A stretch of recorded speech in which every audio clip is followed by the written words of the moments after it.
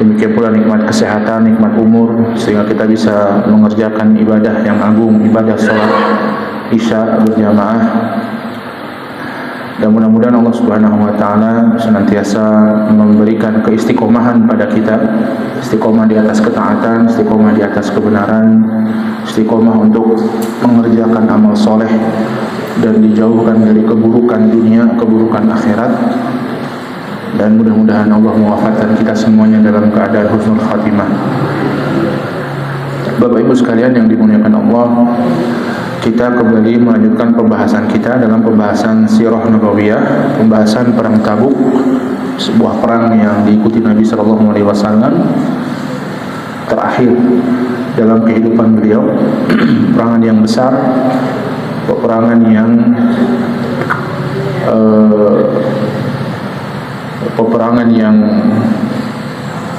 yang banyak menyedot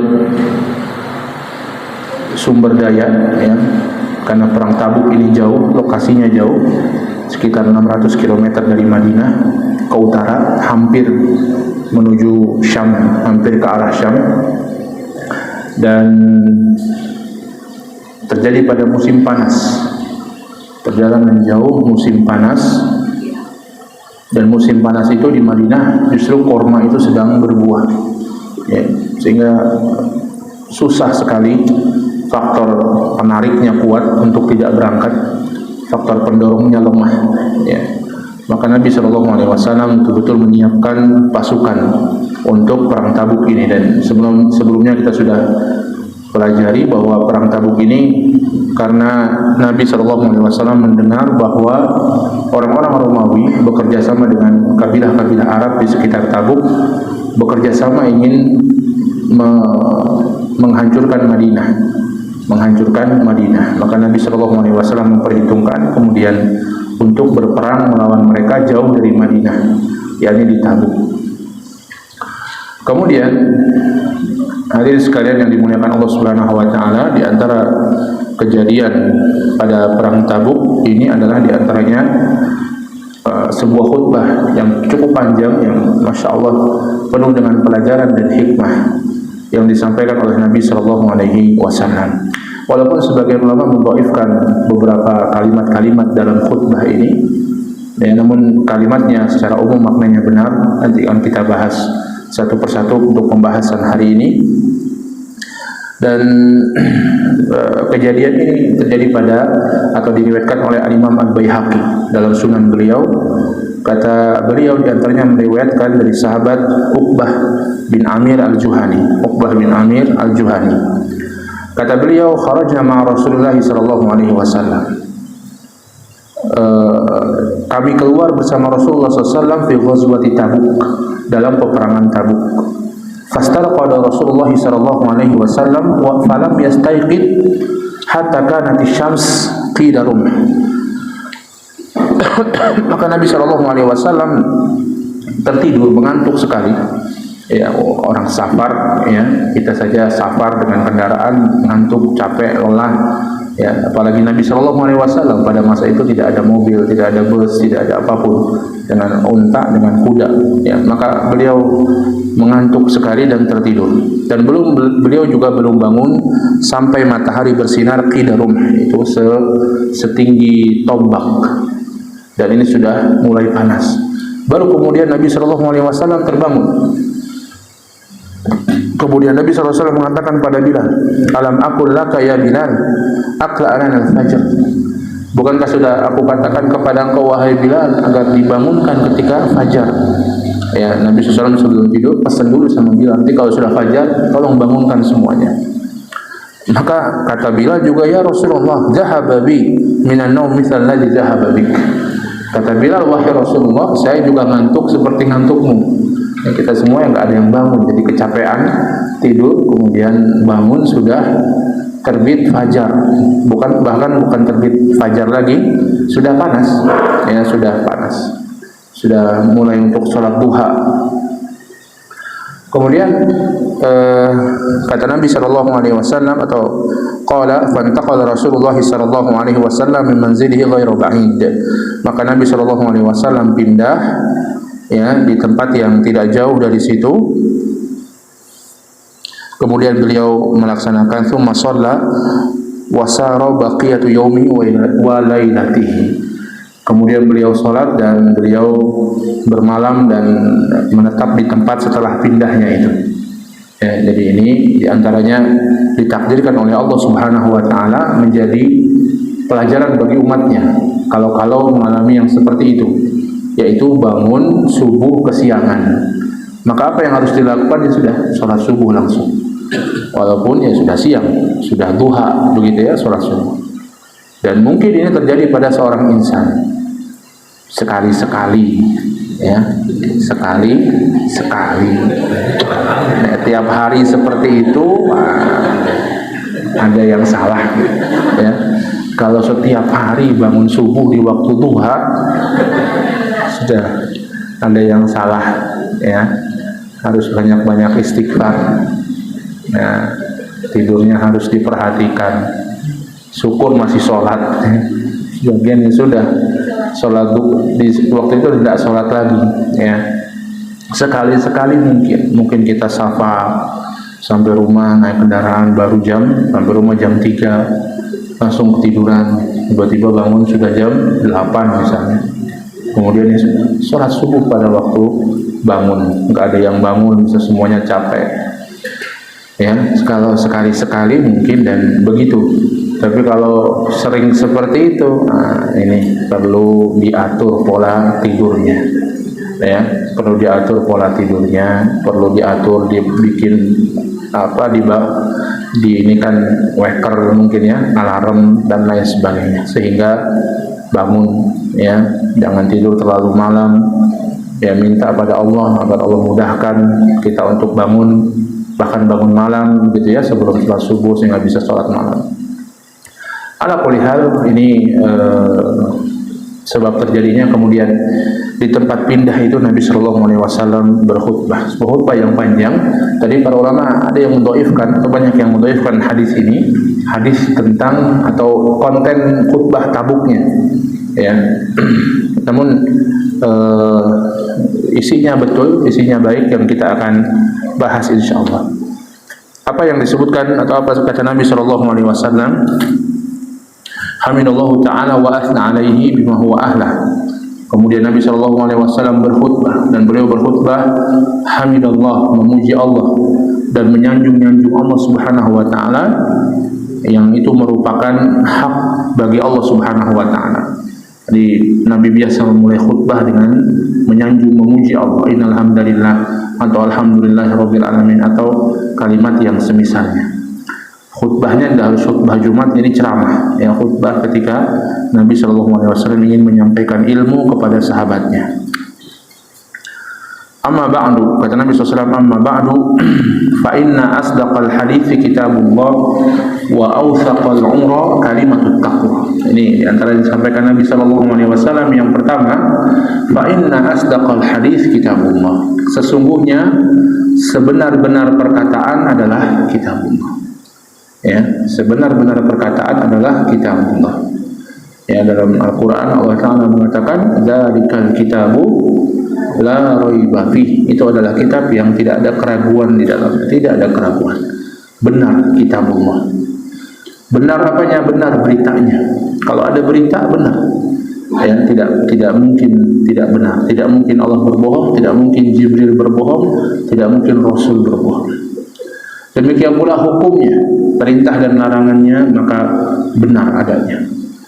Ya, demikian pula cerita yang terdapat di dalamnya adalah cerita yang benar adanya. Asdaqal hadis, sebenar-benar perkataan adalah kitabullah. Ya, karena demikianlah dia adalah kalamullah, dia perkataan Allah Subhanahu Wa Taala yang diturunkan oleh Tuhannya alam semesta. Ya, tidak ada keraguan di dalamnya, tidak ada sedikit pun kebohongan, kedustaan di dalam Al-Quran. Kalau mungkin manusia merasa kok ada yang bertentangan satu dengan yang lainnya dalam Al-Quran, jangan suuzon dengan Al-Quran. Suuzonlah dengan pemahaman kita, dengan ilmu kita. Kita nggak paham. Ya, kalau kita mau membaca penjelasan para ulama, semuanya ada. Tidak ada yang bertentangan dalam Al-Quran. Wa awsaqal qura kalimatut taqwa. Dan teguhnya tali yang paling kokoh adalah kalimat takwa. Tali Nabi SAW memisalkan kalimat takwa ini dengan tali yang paling kokoh. Tali itu tempat apa, Bu? Tempat bergantung, berpegangan. Ya, maka tempat berpegangan bagi seorang manusia yang paling kokoh adalah dengan ketakwaannya. Ya, dengan ketakwaannya. Dengan berpegang kepada ketakwaan, seseorang akan selamat dari masalah. Ya, dengan berpegang pada ketakwaan, Allah akan memberikan jalan keluar. Jadi seakan-akan manusia itu bahaya dan dia harus diselamatkan, harus menyelamatkan dirinya berpegang dengan tali yang kokoh atau tali yang lemah, tentunya tali yang kokoh. Kata Nabi apa? Takwa adalah tali yang kokoh. Dalam ayat Allah mengatakan, wa may yattaqillaha yaj'al lahu makhraja. Siapa yang bertakwa kepada Allah, Allah akan memberikan jalan keluar. Wa yarzuquhu min haitsu la yahtasib. Dan Allah akan memberikan rezeki dari arah yang tidak disangka-sangka. Masya Allah. Hanya takwa ini harus benar. Allah mengatakan, ya ayyuhalladzina amanu taqullaha haqqa tuqatih. Wahai orang-orang yang beriman, bertakwalah kepada Allah dengan sebenar-benarnya takwa. Apa itu takwa? Kalimatnya simpel, demikian pula pengertiannya simpel. Menjalankan segala perintah Allah, menjauhi larangan Allah. Simpel. Namun Allah menyuruh kita sebenar-benarnya takwa. Ada beberapa poin dari sebenar-benarnya takwa ini. Yang pertama, ikhlas. Takwanya ikhlas. Sebenar-benar takwa adalah takwa yang ikhlas. Niat kita dalam mengerjakan perintah Allah, menjauhi larangan Allah untuk Allah Subhanahu wa Ta'ala. Bukan untuk dunia, bukan untuk mencari pujian orang, bukan untuk mencari nama, mencari jabatan. Sebagian orang seperti itu. Baru pakai jilbab kalau musim pemilihan. Ya. Baru pakai jilbab kalau musim pemilihan. Panjang ada jilbabnya. Biar dipilih oleh umat Islam. Ya, kalau tidak pakai itu diloleh sudah. Dia buka auratnya. Ya, baru nyumbang masjid kalau musim pemilihan. Kalau tidak dipilih, kalau nggak terpilih, sumbangannya diambil lagi. Ada buatan lu yang begitu? Ada.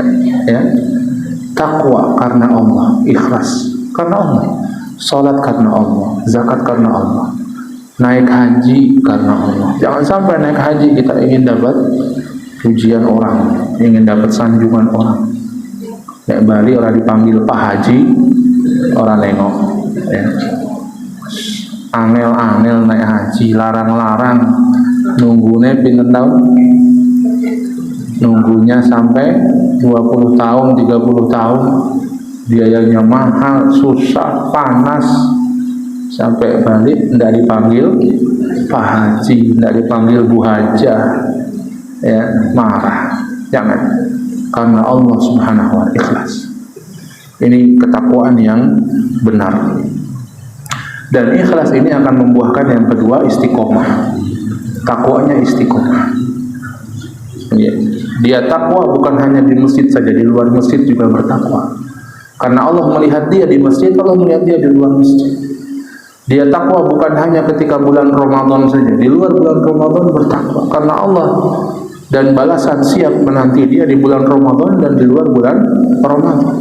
Dia takwa ketika di keramaian maupun ketika sepi. Allah melihat dia ketika ramai, Allah melihat dia ketika sepi. Akan istiqomah takwanya.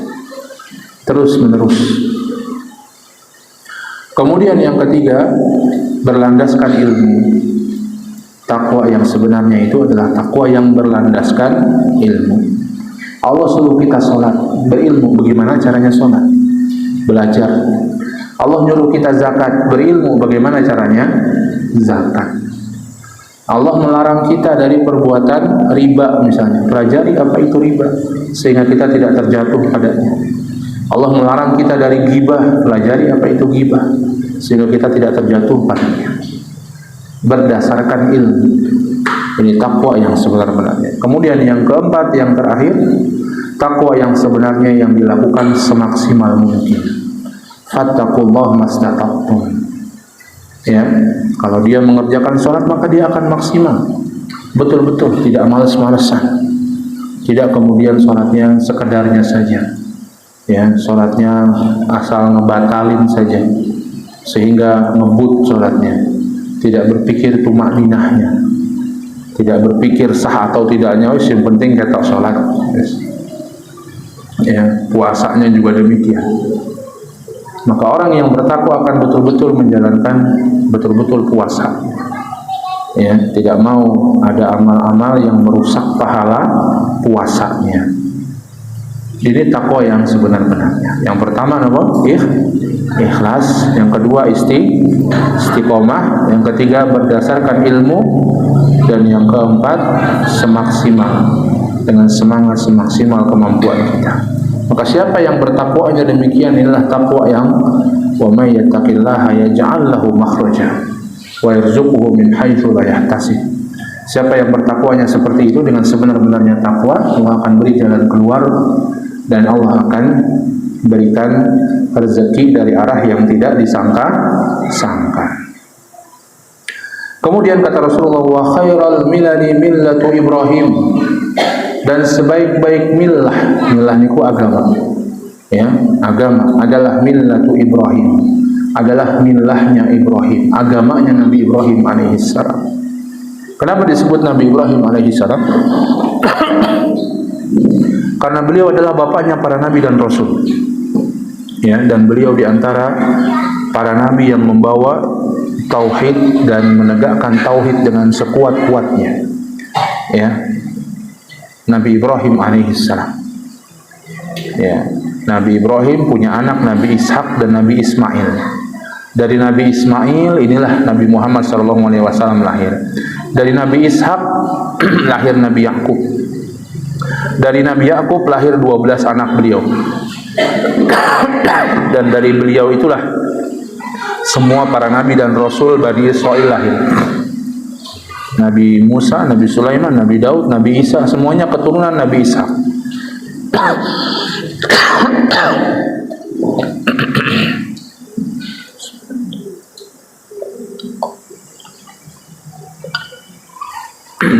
Semuanya keturunan Nabi Ishak alaihissalam. Maka Nabi Ibrahim adalah bapaknya para nabi dan rasul. Semua nabi dan rasul setelah beliau adalah keturunan beliau.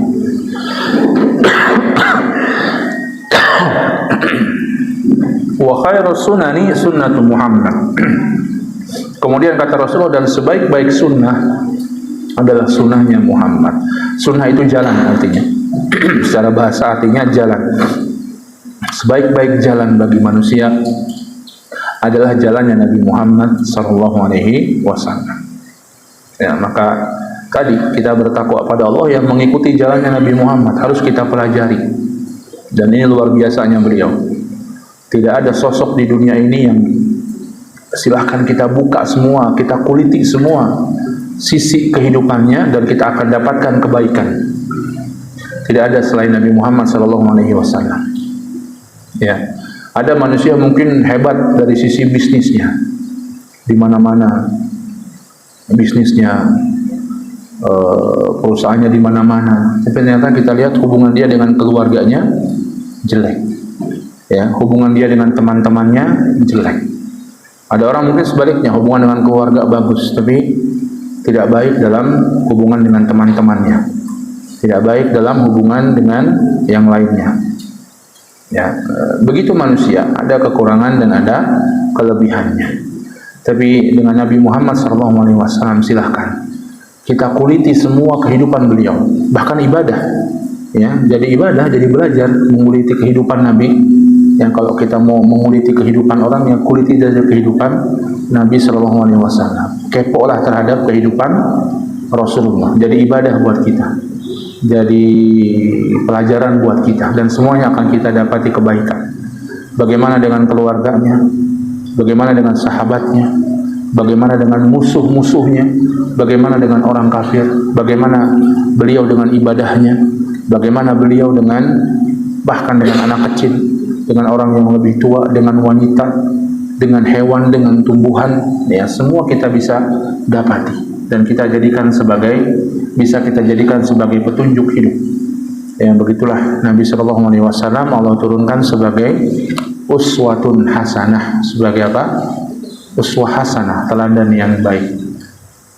Kemudian kata Nabi, wa asyraful hadis zikrullah, dan semulia-mulia ucapan yang paling mulia adalah zikrullah, berzikir mengingat Allah. Masya Allah, ini zikir, ya, basahi lisan kita dan penuhi waktu kita dengan zikir, ya, jangan sampai sekedar waktu kita kosong begitu saja, tidak berjalan, tidak ada pahalanya. Lagi nyetir mobil, lagi nyetir naik motor, lagi nunggu, lagi jalan dan lain sebagainya, lagi masak ibu-ibu, maka berzikir, zikir. Ya, jangan lupa dapat raih pahala kebaikan yang besar dengan berzikir. Para ulama menjelaskan zikir ada 3 tingkatannya. Yang pertama, zikir lisan diiringi dengan hati. Lisannya berzikir dan hatinya merenungkan makna zikir itu. Contohnya orang berzikir Allahu Akbar, Allahu Akbar, Allahu Akbar, dan hatinya merenungkan keagungan Allah. Hatinya merenungkan tentang kecilnya dirinya. Maka ini yang paling mulia. Orang berzikir misalnya astagfirullah wa atubu ilaihi, astagfirullah wa atubu ilaihi, maka hatinya memikirkan dosa-dosanya dan dia betul-betul minta ampun sama Allah. Ya Allah, saya kemarin melakukan kejelekan ini, ampuni ya Allah, astagfirullah wa atubu ilaihi. Ya Allah, saya tahun lalu berbuat enggak baik sama suami saya atau sama istri saya, ampunkan ya Allah. Ya Allah, tahun lalu saya jelek sama orang tua saya, astagfirullah wa atubu ilaihi, astagfirullah wa atubu ilaihi. Ini zikir yang paling tinggi, yaitu zikir lisan yang disertai dengan hati yang merenungi isi zikir tersebut. Ya. Kemudian yang kedua, tingkatan yang di bawahnya zikir hati saja. Dia dengan hati, dia mungkin lisannya tidak, tapi masya Allah, mungkin dia berpikir, merenung tentang keagungan Allah Subhanahu Wa Taala. Ya, sehingga dia mungkin akhirnya taat, sehingga akhirnya dia beribadah, atau hanya dia menolak keharaman. Kayak mungkin ada orang ditawari maksiat, misalnya ditawari barang-barang haram, dia nggak bilang nggak zikrullah, nggak apa.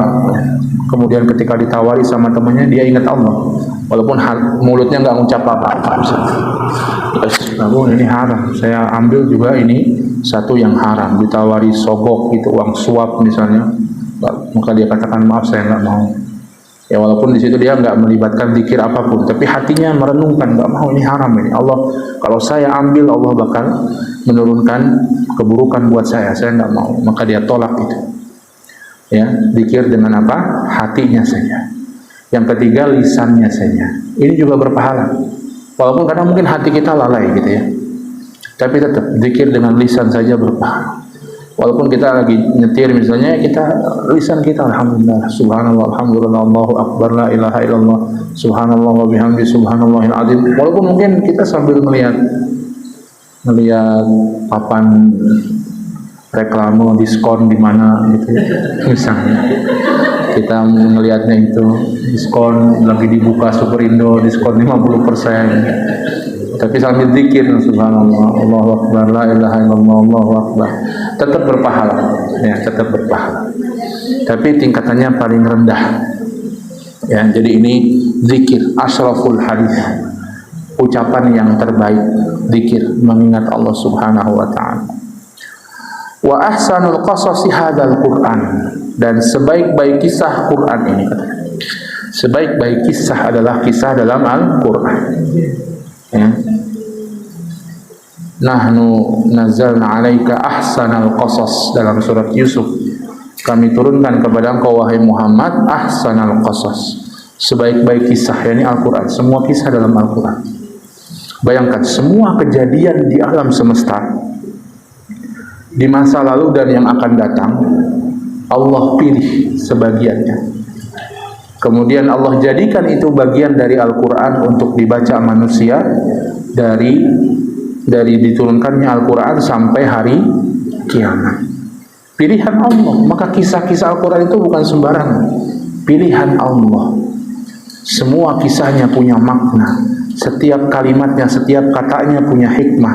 Bahkan setiap hurufnya punya hikmah. Allah tidak sembarangan ketika memasukkan domirnya, domir anta atau domir huwa. Domir itu kata ganti ya. Allah tidak sembarangan ketika berfirman demikian. Orang tua saja ya, orang tua ini manusia ya, kalau mau cari kisah buat anak-anaknya, kira-kira dipilih betul?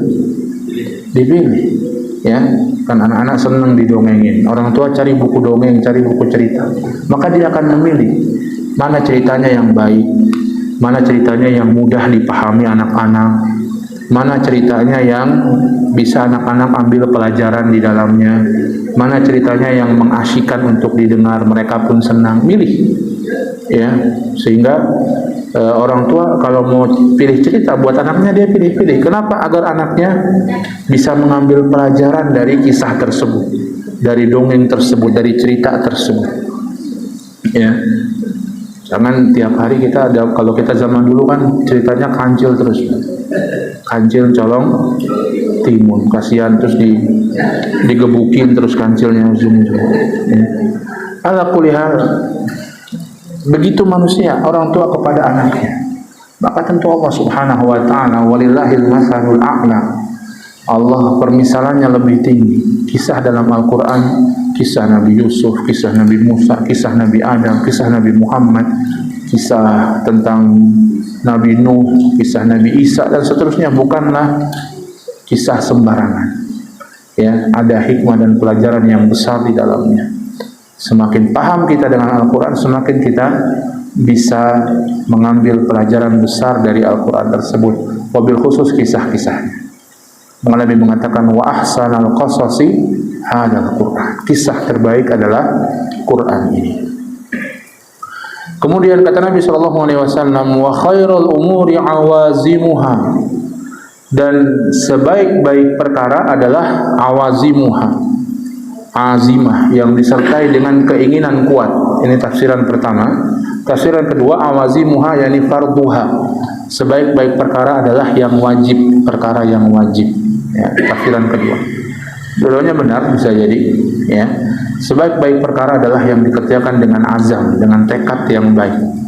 Ya, kata Nabi SAW dalam hadis lain, innamal a'malu binniyat. Sesungguhnya amal itu tergantung dengan niat ya. Allah mengatakan dalam Al-Quran, fa iza azamta fatawakkal 'ala Allah.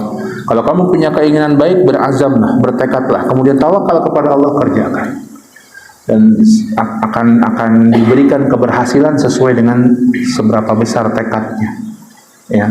Atau tafsiran lain, awazimuha yakni farduha, yaitu sebaik-baik perkara adalah perkara-perkara yang wajib ya. Sebaik-baik perkara dan paling besar pahalanya adalah mengerjakan hal yang wajib, baru yang sunnah ya. Jangan sampai terbalik kita. Banyak orang seperti itu, terbalik ya. Yang sunnah semangat, yang wajib tidak semangat. Bulan Ramadan khususnya ya. Semangat sholat tarawih berjamaah, tapi sholat isyanya bolong ya. Sholat isyanya malah ada orang tarawih dulu baru habis itu isya. Nggak bisa, itu nggak boleh ya. Tarawih isya dulu baru tarawih ya.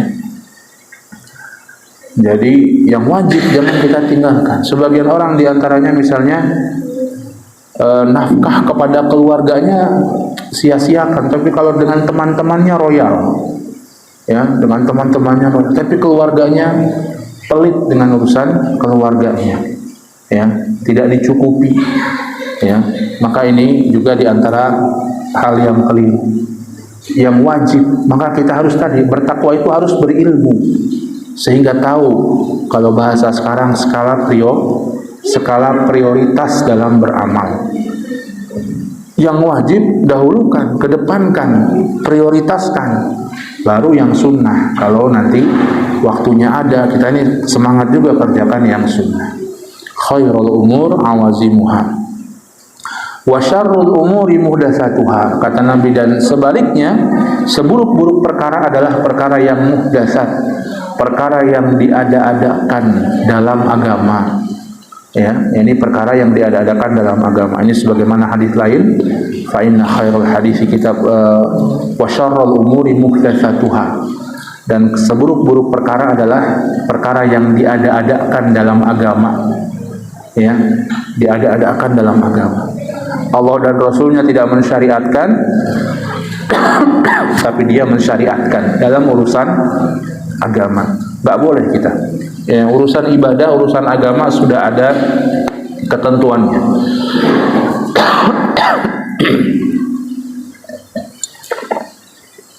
Sudah ada ketentuannya dari Allah dan Rasulnya.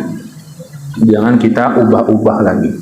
Sholat 5 waktu itu sudah, jangan tambah-tambah, jangan kurang-kurang. Sholat sunnah juga sudah ada semuanya. Jangan kita tambah-tambah sholat sunnah. Ya. Haji demikian juga ada aturannya, puasa ada aturannya, urusan-urusan ibadah ada aturannya. Maka jangan kita menambah-nambahnya, jangan kita membuat-buat dalam urusan ibadah ini. Berbeda dengan urusan muamalah. Urusan muamalah juga ada aturannya, tapi bukan untuk tidak boleh diinovasi, tapi jangan dilanggar. Kalau urusan muamalah jangan dilanggar, larangan-larangannya jangan dilanggar. Ya, tapi kalau urusan ibadah jangan bikin-bikin, jangan inovasi dalam perkara ibadah. Inovasi dalam perkara ibadahnya, bukan perkara penunjang ibadahnya. Contohnya haji, jangan inovasi dalam haji. Ya, haji kok cuman setahun sekali. Tak bikin haji baru, haji bulan Ramadan misalnya, sekalian pahalanya berlipat-lipat. Nanti dia wukuf sendiri di Arafah di bulan Ramadan begitu ya, sambil puasa. Boleh betul? Nggak boleh, sudah ada aturannya. Ya. Tapi kalau sekedar untuk penunjangnya silahkan ngomong. Dulu haji Rasulullah pakai onta, pakai kuda.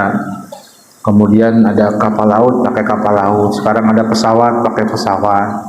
Nanti mungkin ada motor jet gitu ya, bisa terbang sendiri masing-masing orang kemana-mana misalnya, pakai alat terbang gitu, kayak apa, jet sendiri begitu ya. Itu terserah, penunjang ibadah ya. Dulu masjid ya seperti itu zaman Rasulullah ya, nggak ada keramik, nggak ada karpet, pasir gitu ya. Sekarang masjid ada keramiknya, ada karpetnya, ada AC-nya, ada lampunya. Sekadar, tapi sholatnya jangan dirubah-rubah. Ya, jangan ditambah-tambah. Ini seburuk-buruk perkara dan ditolak oleh Allah. Kalau orang merubah-rubah ibadah, ditolak oleh Allah. Allah tidak menerima. Ya. Wa ahsanal hadi hadiyul anbiya, dan sebaik-baik petunjuk adalah petunjuknya para nabi dan rasul. Para nabi, petunjuk para nabi. Sebaik-baik petunjuk bagi umatnya, petunjuk para nabi. Sebaik-baik petunjuk bagi umatnya Nabi Isa, petunjuknya Nabi Isa. Sebaik-baik petunjuk bagi umatnya Nabi Musa, ya petunjuknya Nabi Musa. Sebaik-baik petunjuk bagi umatnya Muhammad, yakni petunjuknya Nabi Muhammad sallallahu alaihi wasallam. Wa asyrafal mauti qatlul syuhada, kata Nabi, dan semulia-mulia kematian adalah kematian para syuhada, kematian orang-orang yang dengan ikhlas mengharapkan ganjaran dari Allah, berperang di jalan Allah Subhanahu.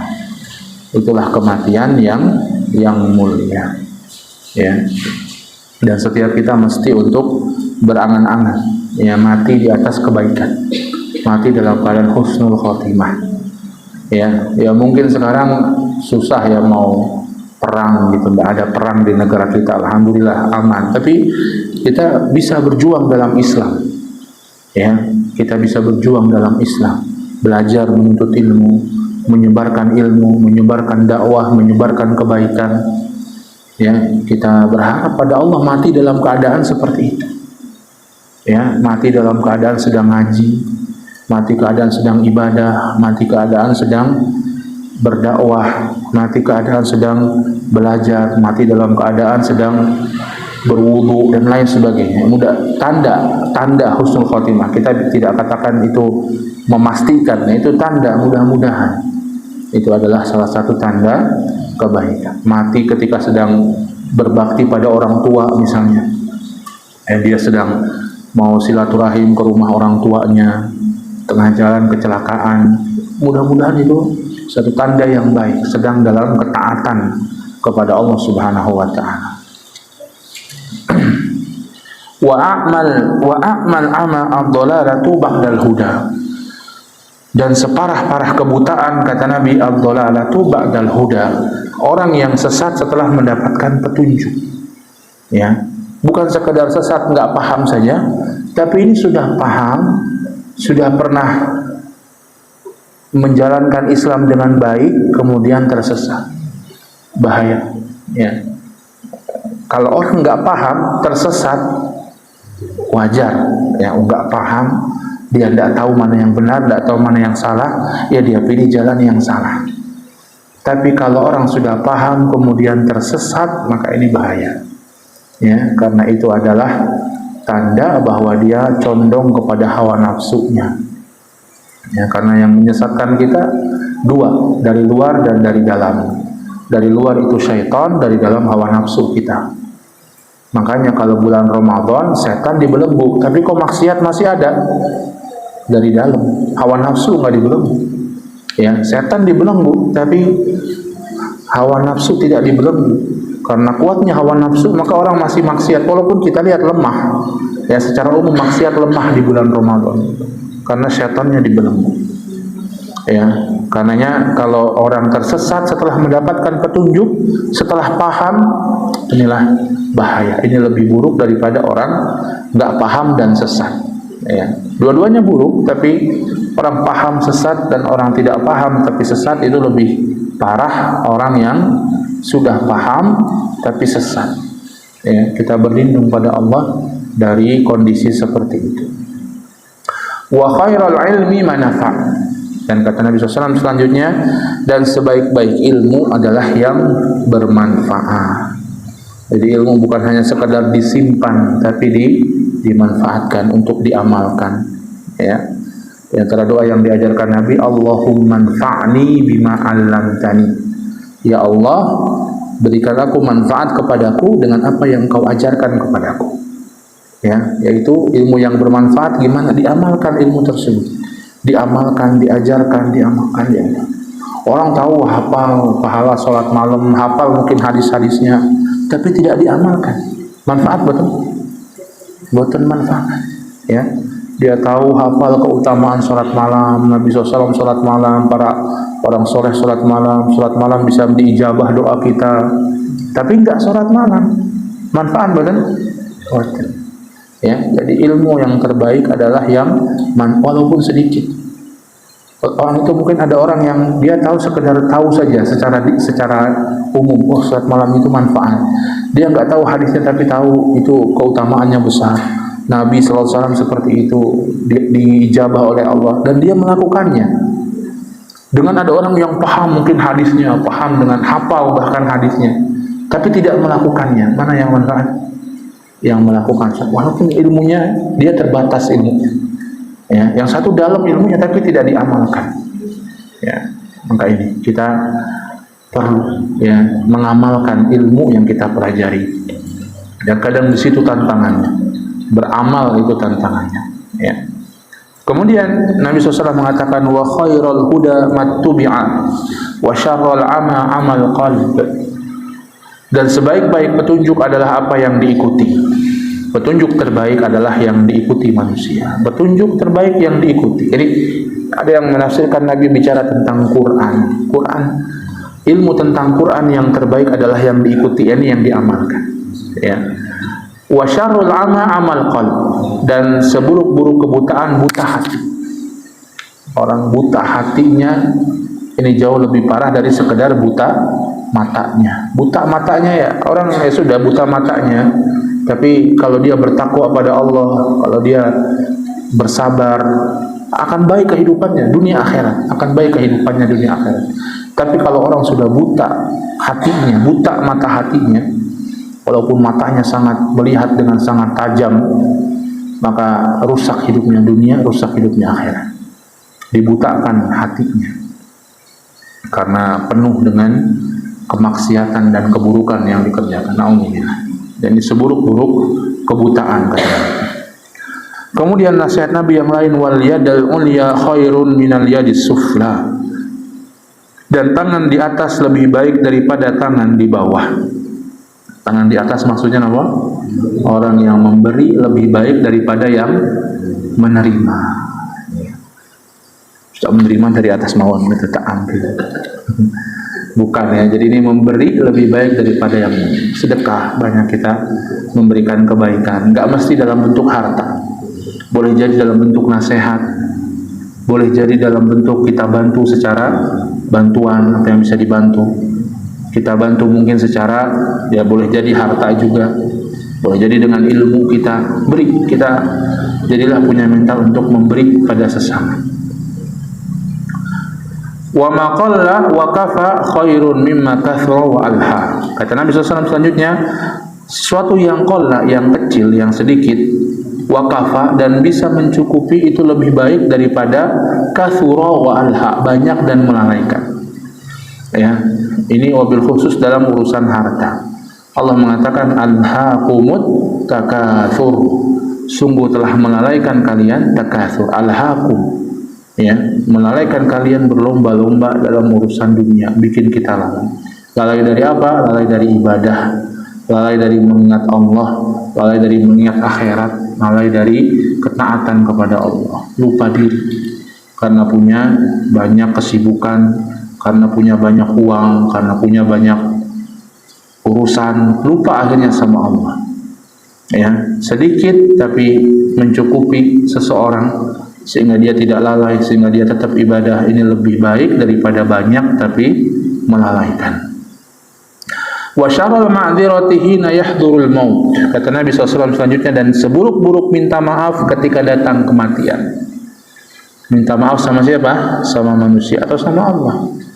Karena itu tidaklah diterima taubat ketika datang kematian. Dua posisi tidak diterimanya taubat: ketika nyawa ada di kerongkongan, ini sudah sakaratul maut, dan yang kedua ketika matahari terbit dari barat. Ini dua posisi tidak diterimanya taubat. Masih belum itu, masih diterima taubat kita kepada Allah, masih diterima urusan kita kalau mau minta maaf sama manusia. Tapi ketika sudah itu tidak diterima, maka disebutkan Nabi, seburuk-buruk minta maaf itu hina yahdurul maut, ketika datang kematian, pas kematian datang, tak diterima. Ya. Wa syarrun nadamah yaumal qiyamah, dan seburuk-buruk penyesalan adalah menyesal di hari kiamat. Ya, karena apa? Enggak bermanfaat. Mau menyesal bagaimana? Enggak bermanfaat. Ya, orang kafir mengatakan kata Allah, ya laitani kuntu turaba, seandainya aku jadi tanah saja, enggak usah dapat enggak usah dapat azab, enggak usah dapat apa, biar diinjek-injek orang tiap hari, tapi enggak dapat hisab, enggak dapat azab. Ya, dalam firman lain Allah mengatakan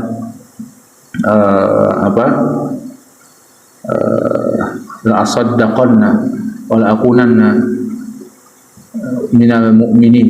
Ya, sungguh aku akan bersedekah, ya, aku akan melakukan amal-amal soleh kalau dikembalikan ke dunia. Nyesal, ya, tapi penyesalan sudah datang hari kiamat tidak bermanfaat.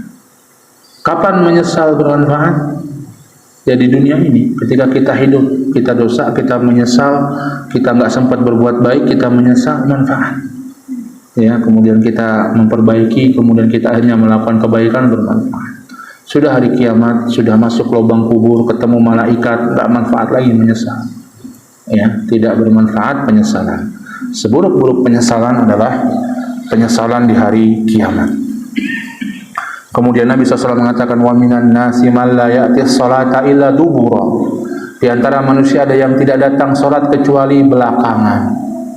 Ya, dubura, kecuali belakangan. Salat terlambat terus. Ya, sudah keluar waktunya tadi. Ya, subuhnya di waktu duha. Ya, zuhurnya di waktu asar, asarnya sudah mepet maghrib. yang maghribnya mepet isya, isyanya mepet subuh, gitu. Ya, begitu tidak, dia nggak perhatikan urusan sholatnya. Ya, dan tidaklah orang melakukan seperti itu melainkan karena dia tidak perhatian dengan urusan sholatnya. Bahkan ya udah dia tinggalkan saja. Sholat prioritas kesekian buat dia. Yang penting mungkin cari duitnya, yang penting mungkin kuliahnya misalnya, yang penting mungkin apanya, itu prioritas bagi dia. Sholat nanti belakangan. Kalau ada sempat sholat, kalau nggak sempat ya sudah lewat. Alhamdulillah. Ya. Padahal yang menyuruh sholat dialah yang memberikan rezeki pada kita. Yang menyuruh kita sholat dialah Allah Subhanahu Wa Taala yang menghidupkan kita, yang menjamin rezeki kita. Yang menyuruh sholat dialah Allah yang Maha Kuasa atas segala sesuatu. Yang kalau Allah berkehendak dimiskinkan seseorang atau diberikan kekayaan banyak pada seseorang, ya, maka jangan kita lalaikan urusan sholat itu. Ya. Wa minhum ma la yadhkurullaha illa hujra. Ada orang yang diantara manusia yang jelek juga diperingatkan oleh Nabi. Ada orang yang mengingat Allah malah makin jauh, diingatkan tentang Allah malah makin jauh. Naudzubillah. Ya, diingatkan tentang Allah malah dia makin jauh pada Allah. Ya, diberi nasihat malah dia makin jauh dari Allah. Naudzubillah. Ya, ini orang yang tadi sudah dikunci mati hatinya, sudah dibutakan hatinya, tidak bisa diberikan ingatan peringatan lagi. Ya. Kemudian kata Nabi SAW selanjutnya, wa a'dhamul khotoya, dan seburuk-buruk kesalahan, ya, kesalahan terbanyak al-lisanul kadzub, lisan yang penuh dengan kedustaan, lisan yang penuh dengan kebohongan, akan menghasilkan keburukan bagi seseorang, kesalahan demi kesalahan. Ya, orang kalau sudah biasa bohong, orang nggak akan percaya sama dia. Sekalipun dia berkata benar, orang nggak akan percaya sama dia. Padahal benar dia butuh sekarang. Tapi karena sudah biasa bohong, kadung biasa bohong, maka ya sudah, orang menganggap paling bohong lagi. Ya, padahal benar, maka waspada. Dan kebohongan ini akan membawa pada kebohongan yang lainnya. Orang kalau bohong sekali, untuk menutupi kebohongan satu, dia harus bohong dua.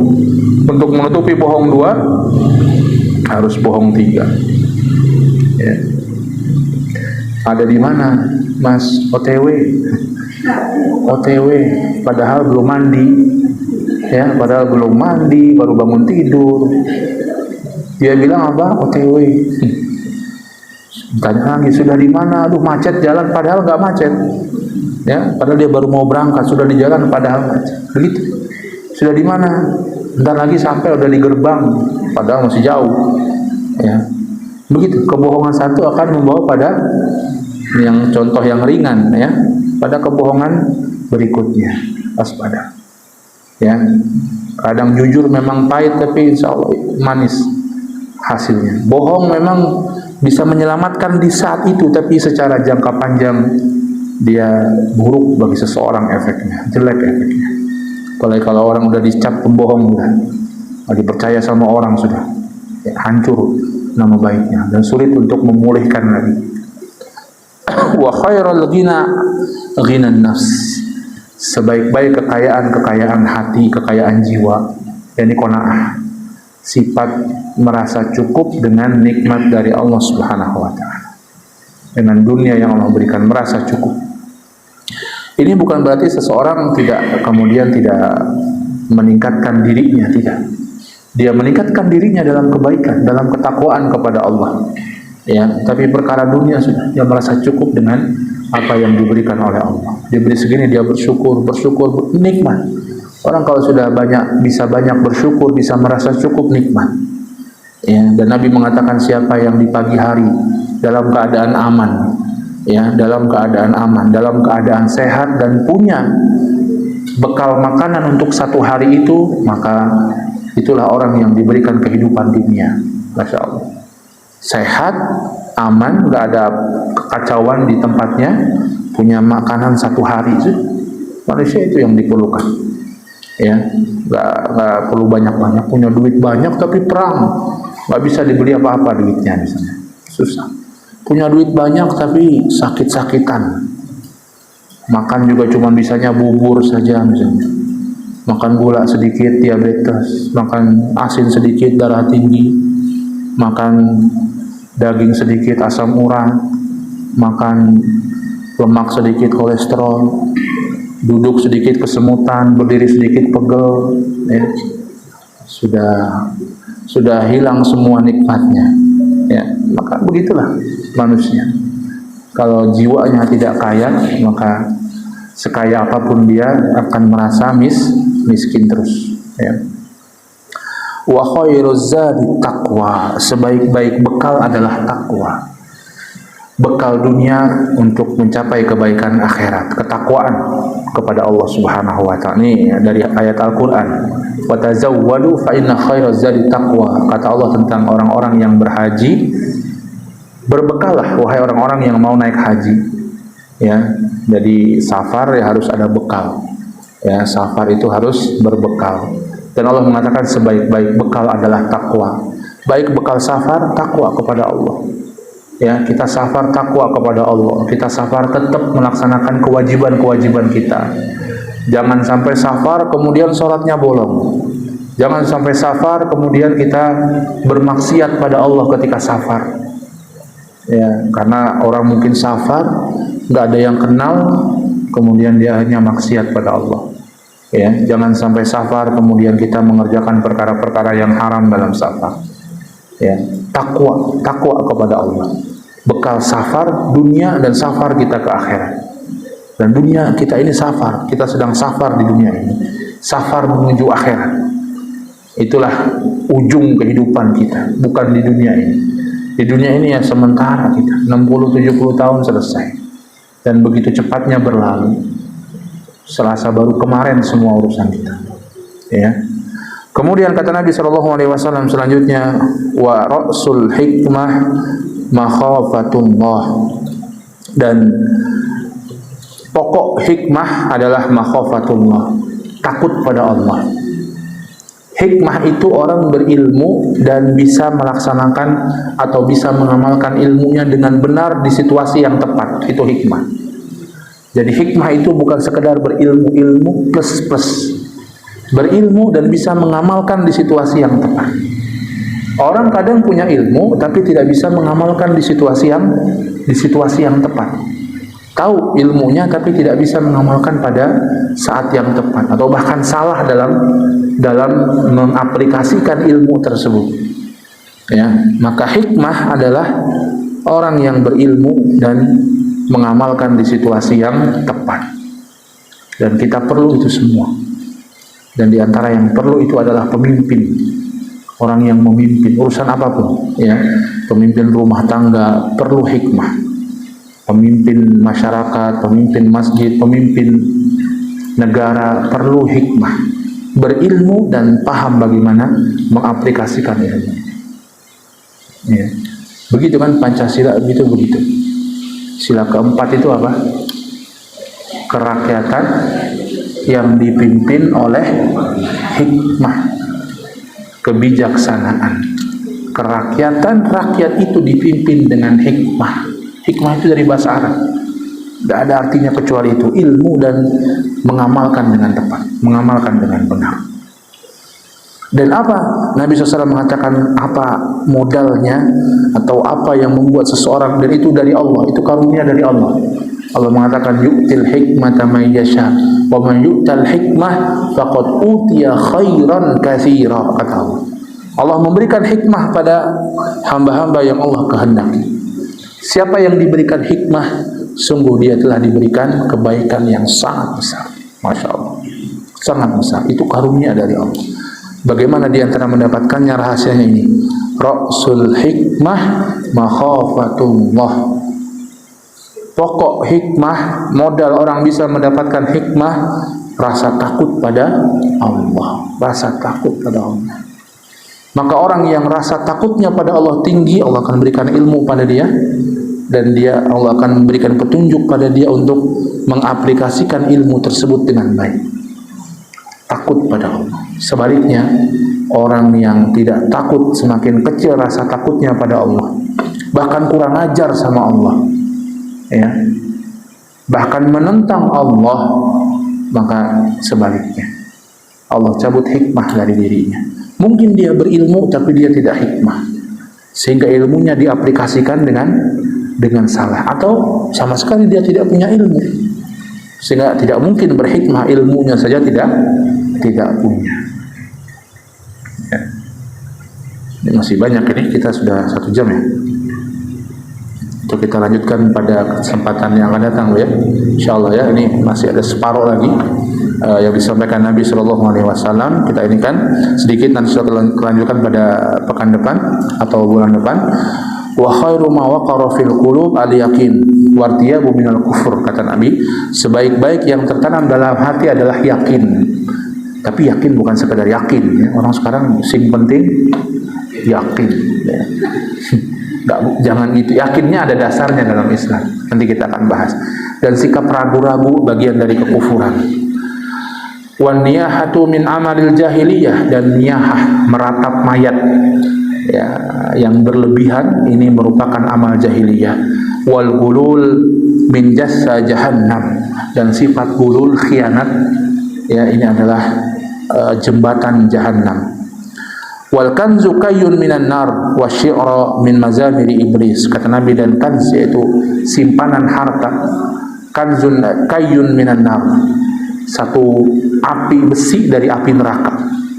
Ini harta yang tidak dizakatkan.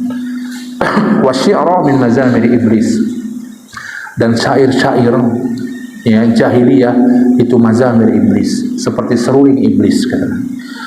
Wal khamru jima'ul ismi wan nisa'u hibalatus syaitan, dan khamr itu adalah sumber kerusakan, dan wanita itu merupakan tali pengikat setan.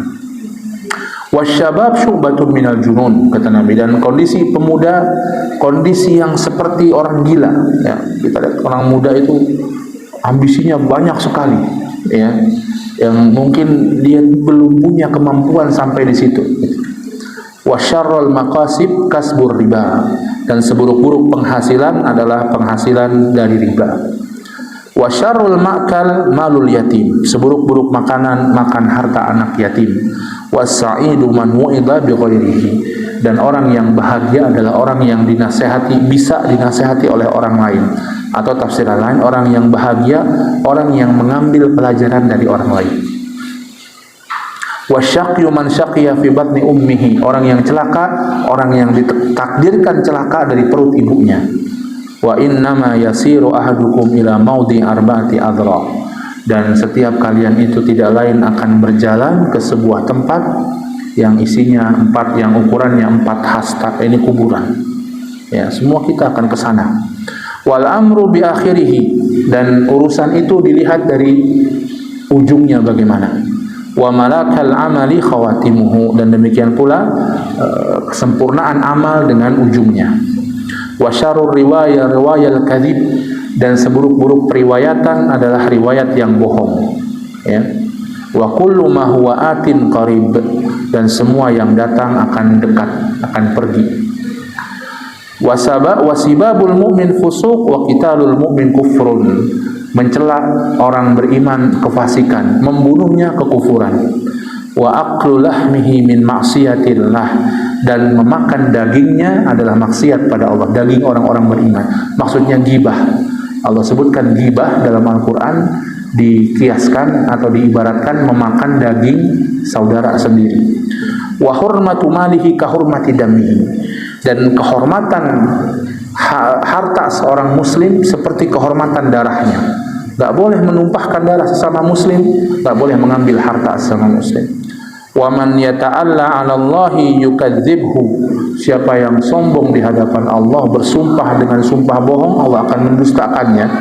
Wa man yaghfiru yaghfirullahu lahu, siapa yang minta ampun pada Allah, Allah akan mengampuninya. Wa may ya'fu ya'fullahu anhu, siapa yang minta maaf pada Allah, Allah akan memaafkannya. Wa may yaqdimil ghaid yu'jirhu Allah, siapa yang menahan hawa nafsu, menahan kemarahan, Allah akan berikan balasan. Wa may yasbil 'ala zariyah yu'awwiluhu Allah, siapa yang sabar akan kehilangan, Allah akan menggantikannya. Wa may yattabi'is sum'ah yusammi'illahu bihi, siapa orang yang ingin sum'ah, ingin amalnya didengar, akan diperdengarkan keburukannya oleh Allah. Wa may yasbir yudha'ifullahu lahu, siapa yang bersabar, Allah akan lipatkan pahalanya. Wa man ya'sillaha yu'adzibhu. Siapa yang maksiat pada Allah, Allah akan mengadabnya. Allahumma ighfir li wa li ummati, Allahumma ighfir li wa li ummati, Allahumma ighfir li wa li ummati. Ya Allah, ampunilah aku dan umatku 3 kali. Astaghfirullah li wa lakum. Aku mohon pada Allah untuk diriku dan diri kalian. Ini secara umum. Nanti kita jelaskan lagi sampai slide ke-6 ya. Insyaallah kita lanjutkan pada pertemuan yang akan datang tentang khutbah Nabi pada perang Tabuk ini bekal sebenarnya bagi kehidupan kita semuanya. Bekal ya. Secara umum bekal bagi hidup kita. Karena tahun 9 Hijriah ini adalah tahun-tahun terakhir kehidupan Nabi sallallahu alaihi wasallam. Seakan-akan Nabi ini juga ingin memberikan bekal sebelum wafatnya beliau sallallahu alaihi wasallam. Ya, beliau wafat tahun 10 Hijriah, tahun depannya. Dan Nabi seakan-akan memberikan bekal, dan bahkan ini adalah peperangan terakhir bersama Nabi sallallahu alaihi wasallam. Ya, sekarang kan Nabi ingin memberikan bekal kepada sahabatnya dan kepada umatnya. Bekal untuk menghadapi kehidupan agar hidup seseorang baik di dunia dan di akhirat. Karena orang yang mengikuti sunnah beliau, mengikuti Islam, bukan hanya di akhirat hidupnya baik, di dunia pun hidupnya baik. Kalau dia berislam dengan kafah, berislam dengan benar, jiwa dan raganya, lahir dan batinnya, baik hidupnya. Dan semakin jauh dari Islam, semakin jelek hidup seorang di dunia maupun di akhirat. Ya, maka ini sebuah wasiat dari Nabi sallallahu alaihi wasallam yang perlu betul-betul kita perhatikan dan kita amalkan dan kita jadikan pegangan dalam hidup kita. Wallahu ta'ala a'lam bishawab. Ini yang bisa kita bahas pada kesempatan hari ini. Mudah-mudahan kita bisa lanjutkan pada pertemuan yang akan datang. Wallahu a'lam bishawab. Wa sallallahu ala nabiyyina Muhammadin wa ala alihi wa sahbihi wasallam.